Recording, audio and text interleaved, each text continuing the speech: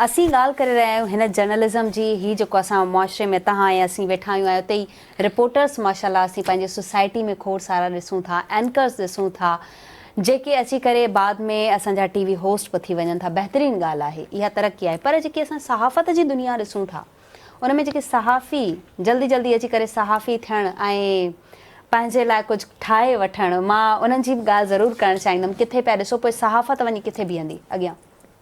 ॾिसो, जेको फील्ड में कमु नथो करे न उहो छा बि करे मतिलबु किथे न किथे धकु खाईंदो। फील्ड जो मतिलबु इहो आहे त अगरि मिसाल जे तौर ते कंहिंखे कोर्ट रिपोर्टिंग नथी अचे ऐं शाम जो या राति जो 8 बजे को प्रोग्राम थो करे त सुप्रीम कोर्ट में छा थियो या हाई कोर्ट में छा थियो, त जेसि ताईं हुनखे कोर्ट जे सॼी प्रोसीजर जी न आहे ख़बर त पोइ किथे न किथे मार खाई वेंदो, धकु खाई वेंदो। प्लॉट त मिलंदो न बाक़ी?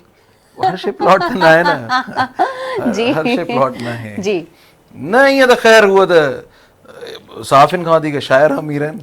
ठीकु आहे, असांजा दोस्त आहिनि, भाइर आहिनि, अदाकार आहिनि, उहे हुनखां वधीक अमीर आहिनि।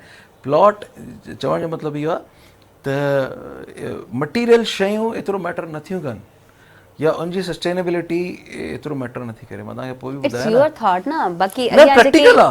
फॉर्च्यून जेका तव्हांजे वॾनि जी ॾाॾे नाने ताईं जी या मुंहिंजे वॾनि जी ॾाॾे नाने ताईं जी जेके पुश्तियूं हुयूं उहे घटि में घटि बि 100-125 साल ताईं उहा ज़मीन हले थी।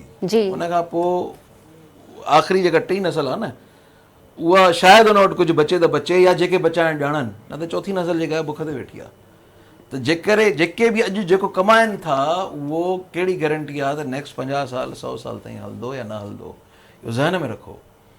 सही, तव्हांखे ॾियणो आहे त तव्हांखे स्किल्स ॾियणा आहिनि पंहिंजी नसुलनि खे, पंहिंजी ईंदड़ जनरेशन खे। तव्हांखे ॾियणो आहे त उन्हनि खे को न को कमु कार धंधो, को बिज़नेस स्किल्स, को न को अहिड़ो तव्हांखे हुनरु उनखे ज़रूरु ॾियणो आहे